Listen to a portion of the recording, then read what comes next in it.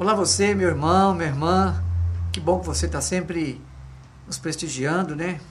Enviando para os amigos e também ser edificado com esse programa Prosa e Graça, e tem sido uma benção. Mandar um abraço aí para todos da nossa igreja aqui de Lajinha, também para as congregações, a congregação da Aldeia, Prata e os demais amigos. Tem muitos amigos que estão sempre, pastor, nos vendo e nos ouvindo. Tudo bom com o senhor, beleza? Tudo bem, graças a Deus. É muito bom estar com vocês mais uma vez. Um grande abraço aí para todos que o Luciano mencionou. Aproveita para abraçar aqui também as pessoas que não são da nossa cidade aqui de Lajinha e estão nos acompanhando aí, não só em outros lugares de Minas, mas também em outros estados, cidades, e tem gente até de fora também nos acompanhando, né? De fora do nosso país. Deus abençoe, muito bom estar com vocês. Joia, também o nosso amigo Alfredo está sempre com a paciência de Jó, né? Mexe para lá, mexe para cá, nos colocando assim mais bonito, né? E hoje eu tô elegante, tô bonito, tô de pretinho. Então um abraço, pastor. Paulinho também, né? Tá sempre claro, aí. Paulo Rubner. Paulinho que faz as edições e que tem sempre mantido aí, alimentado o canal. Um papel muito importante. Nossa gratidão aqui também. Amém. Todos os irmãos. Pastor, eu gostaria de ler 2 versículos e muitas pessoas têm me perguntado, e eu quero trazer para a Vossa Excelência nos ajudar. Beleza? Vou ler. Você, né? Fala você. 1 Tessalonicenses, capítulo 5, versículo 19 e o versículo 20. Diz assim: Não apagueis o espírito, não desprezeis as profecias. O significado desse versículo, pastor? Porque há algumas dúvidas na vida de algumas pessoas sobre não apagueis o espírito. O espírito aqui é o espírito de Deus. Mas eles sempre perguntam essa questão da profecia, mas que profecia é essa? É as escrituras? Ou é aquele indivíduo que passa, que profetiza, que fala que o 2020 vai acabar agora, que amanhã não vai existir? E como é que é esse negócio? Explica para nós aí, e para esses irmãos também, e esses amigos aí que estão sempre mandando essas mensagens. O nosso amigo Fabiano lá do Aldo Dude, o Fabiano também em Taubaté, o pastor, está sempre ligadinho com a gente, e ele fica lá no seu aposento, sempre mandando as perguntas para nós aí.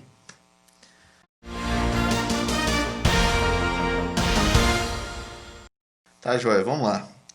É importante, Luciano, a gente entender a nossa visão sobre a questão do Espírito Santo. Há pessoas que acreditam que há um processo para que haja o batismo pelo Espírito Santo. As pessoas colocam e fazem uma separação que não é devida.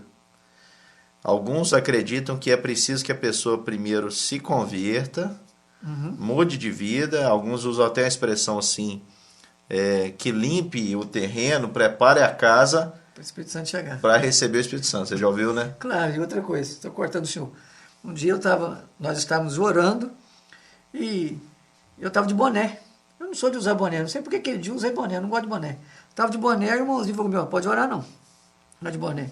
Não estava na igreja não, estava num pátiozinho, numa varanda, estava na roça. Ele falou: tem que tirar o boné.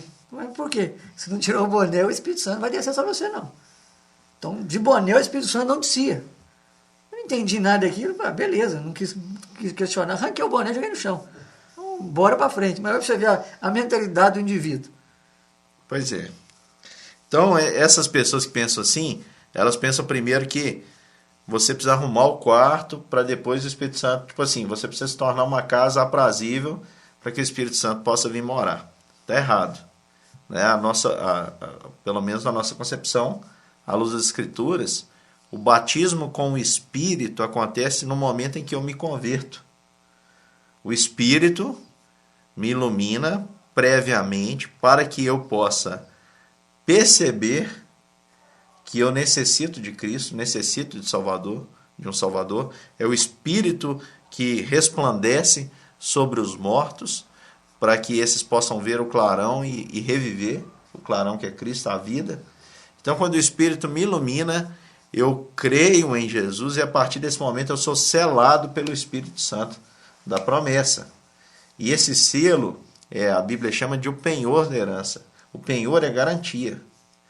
Uma pessoa que dá algo por penhor e não cumpre essa sua obrigação, essa pessoa é considerada desonesta. E eu pergunto, Deus é desonesto? Claro que não. E Ele nos deu o Espírito por penhor da herança, como uma garantia da promessa da nossa eficaz salvação e plena salvação. Portanto, eu e você temos o Espírito colocado em nós, e o Espírito, uma vez que ele entra no indivíduo, ele jamais deixa esse indivíduo. Mas há um processo que a Bíblia chama de encher-se do Espírito, e o encher do Espírito não é como um copo. Por exemplo, se eu pegar um copo de 300 ml, dá para colocar dentro dele 300 ml. Se passar disso, ele entorna. Encher do Espírito é como encher um balão. Sempre há espaço para mais. Ninguém chega à plenitude. Pastor, mas a Bíblia fala de homens cheios do Espírito. A Bíblia diz de homens que eram de fato cheios do Espírito. No entanto, cabia muito mais. Nenhum homem nas Escrituras, a não ser Cristo, foi plenamente cheio desse Espírito. Aí você me pergunta, o que significa esse apagar o Espírito? Da mesma forma que a Bíblia recomenda se encher do Espírito, a Bíblia também diz para que a gente não apague o Espírito. O apóstolo Paulo aqui, na carta aos Tessalonicenses, ele está dando diversas recomendações à igreja. Ele fala sobre aqui, evitar que alguém retribua mal por mal, no versículo 15. Ele diz no 16 para se regozijar sempre, no 17, orar sem cessar. Ele fala sobre em tudo dar graças, porque essa é a vontade de Deus. No versículo 19 ele diz, não apagueis o Espírito. O que significa isso, não apagar o Espírito? Significa exatamente, se eu posso me encher do Espírito, e de fato ter uma vida que evidencia todos os homens que a Bíblia classificou como cheios do Espírito, isso era evidenciado por suas práticas. Da mesma maneira, se eu tenho o Espírito, mas eu posso agir para apagá-lo. Então, eu posso agir contra aquilo que ele me incomoda a pensar e a fazer. Porque esse é o papel do Espírito. A Bíblia diz que o Espírito convence o homem do pecado, da justiça e do juízo. Então o Espírito Santo é aquele que habita em nós e que vai mostrando para nós, nos alertando em nossa consciência, dizendo, isso não está certo, isso não vai acabar bem, isso não agrada a Deus. Mas se eu ignoro todas as advertências que o Espírito me dá e sigo o meu próprio caminho, o que vai acontecer? Vou apagar ele. Eu vou apagar o Espírito. Não que o Espírito saia de mim, mas no meu interior eu não vou mais dando voz ao Espírito Santo de Deus. Uhum. E aí a gente entra em situações bem complicadas, porque aí é o momento que o cristão não se sente consolado pela esperança. Não é o papel do Espírito também consolar, ser o consolador? O Espírito da verdade, que nos faz lembrar nos momentos de aflições que nós somos mais que vencedores em Cristo Jesus. Se eu não dou ouvido ao Espírito, eu já não consigo também ser consolado. Eu não consigo, por exemplo, acreditar numa mudança. Eu não consigo, por exemplo, ficar livre da culpa também direito, porque o Espírito que me garante isso está sendo apagado dentro de mim. Eu estou agindo contra ele. Aí você falou aí também sobre não desprezar as profecias. Uma coisa você falou certo. Se o profeta ele dizer que 2020 vai acabar no final do ano, igual você falou, ele está acertando. Não precisa ser profeta para isso, não. Porque o 2020 vai acabar no final do ano. Mas... beleza. Aí também, pastor, só cortando o chão um pouquinho, entrou agora, nós estamos vivendo esse momento tão difícil, e de vez em quando aparece agora as mensagens que aconteceram no ano passado. Por exemplo, daqueles que dizem assim, não, nós teremos um ano que Deus vai nos abençoar, mas teremos muitos problemas desse ano, muitas dificuldades, mas Deus é conosco.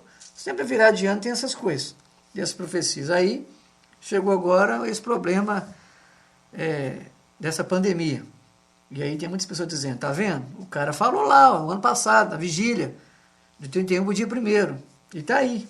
Mas só falou que teria dias difíceis. Dias difíceis nós temos. Claro que essa foi um pouco a mais. Mas todos nós, durante o ano, passamos um momento difícil. Ninguém sabe. Então, essas profecias, que muitas pessoas ficam cucadas nelas, presas a elas, e dizem, eu não posso desprezar elas. Como é que é isso? Isso é uma coisa, Luciano, que a gente até mencionou em outros programas. Eu vou ser breve aqui para não ser repetitivo. Mas profecias, à luz das Escrituras hoje, para nós, mas os profetas da Bíblia tiveram visões do futuro? Tiveram. Vocês lembram sobre o que eram as visões? Apontavam para Cristo, a maioria. Agora, os profetas de hoje em dia são aqueles que chamam as pessoas a retornarem à palavra. A gente não precisa de adivinhação. Esse espírito de adivinho, inclusive, ele é condenado nas Escrituras. Eu sou chamado a viver por fé todos os dias. Mas Deus pode falar comigo? Deus pode me mostrar alguma coisa? Pode, se Ele tiver, Ele vai mostrar para você. Agora, eu, o Wellington, se alguém traz alguma profecia para mim que não está nas Escrituras, eu não aceito, eu não recebo, porque eu não tenho como provar. Esses profetas, e diz aqui, não desprezeis a profecia, que eu acredito que o apóstolo Paulo estava se referindo ao contexto em que ele estava vivendo. A gente tem que entender que eu e você hoje temos as Escrituras. O apóstolo Paulo não tinha. Eles não tinham o Novo Testamento. Então, aquilo foi construído por meio de profecias por intermédio dos apóstolos, que não só escreveram os evangelhos, muitos deles, mas que também traziam profecias, porque Jesus, de fato, andava com eles. Mas hoje isso não precisa ser levado em conta por nós, né? Eu sou chamado e você é chamado para viver por fé. Então, não desprezar as profecias no contexto do apóstolo Paulo seria não, para os nossos dias hoje, seria não deixem de observar o que as Escrituras nos dizem. Conseguiu entender? Claro, porque as Escrituras, elas são suficientes, não é verdade? Absolutamente. E é um momento assim em que nós, e principalmente os amigos aí que enviaram, para esse momento, tirar as dúvidas de pessoas que, por exemplo, você acabou agora de indicar, de numerar aí sobre a questão do profeta, chamar para o arrependimento, chamar-se para Deus. E hoje inverteu muito isso, né? Essa questão do profeta, acha que o profeta é aquele que não vai, que é a função de pregar. O senhor é um profeta, o senhor prega, chama o arrependimento. Eu prego, estou chamando a pessoa o arrependimento a Cristo. E aí a pessoa interpreta e leva para outro caminho. É aquele que vai andar dentro da igreja, põe a mão na cabeça de um, de outro, e faz aquela festa toda. E que de fato não tem nada a ver com o profeta e nem com a profecia, que a profecia é as Escrituras. Às vezes a gente é mal ensinado e ouve muito dentro de várias igrejas e locais também, né? Onde fala o nome de Deus e a pessoa fica presa a isso, e às vezes fica amedrontada e despreza as Escrituras. Então o que nós entendemos hoje é para nós voltarmos e crermos e sabermos que as Escrituras é suficiente. Interessante essa questão que a gente está falando aqui, que é importante a gente entender, mais uma vez eu vou frisar, o contexto em que o apóstolo Paulo escreveu.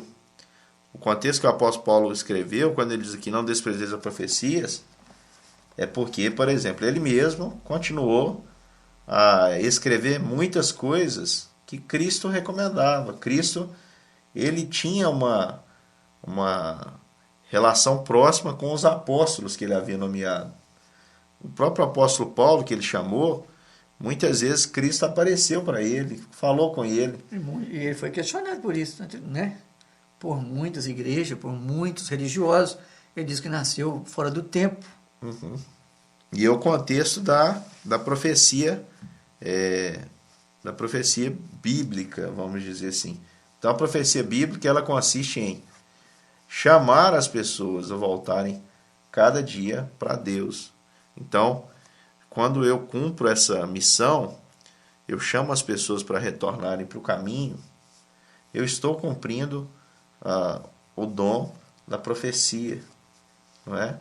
É aquela exortação, é aquela correção à luz das Escrituras, que às vezes na hora não parece ser uma coisa boa, mas no fim conduz a um caminho de vida, né? E sobre apagar o espírito, eu quero deixar mais uma vez claro que o cristão verdadeiro, ele não fica sem o Espírito Santo. O Espírito Santo é o penhor da herança, acompanha o cristão para todo sempre. É que nem só cortar um pouquinho, uma carta, por exemplo. Eu escrevo uma carta para chegar até o senhor. Antigamente é muito isso. Vai no correio, é um selo. O selo não vai chegar lá, vai? Essa carta? É isso aí. É o um Espírito Santo é aqui que nos sela, não é isso? É um penhor. É como se eu dissesse para você, Luciano, eu vou voltar aqui. Você diz, não vai voltar não. Então eu falo, vou deixar minha Bíblia aqui com você para provar que eu vou voltar. Cristo prometeu voltar. Isso significa o quê? Que ele deu o seu Espírito, e esse Espírito ele concedeu para que a gente acredite na sua volta, no seu retorno. Aí a gente pode perguntar assim, como é que eu sei que há, de fato, o Espírito Santo de Deus habitando em mim? É quando eu sou capaz, pela graça e misericórdia de Deus, de perceber acontecendo em mim o próprio fruto do Espírito, que a Bíblia descreve lá em Gálatas como sendo amor, alegria, paz, longanimidade, benignidade. Sem o Espírito Santo isso não é possível, né? A evidência que você tem, meu querido irmão, o Espírito Santo em você, está no fato de que você se arrepende, é um ser que se arrepende dos seus pecados. A outra prova de que o Espírito está em você é que você tem capacidade, pela graça de Deus, como eu falei aqui, de produzir aquelas coisas que estão para as pessoas que estão ao seu redor: amor, alegria, paz, longanimidade, benignidade. Isso é prova de que o Espírito Santo habita em você. Não outra coisa, né? Tem gente que acha que tem que ter visão, que tem que ter espírito, né? Que tem que ter alguma coisa extraordinária. Não precisa. É uma recomendação de Paulo: não hajam contra o Espírito e não rejeitem a palavra de Deus. A gente poderia traduzir esses dois versículos dessa forma.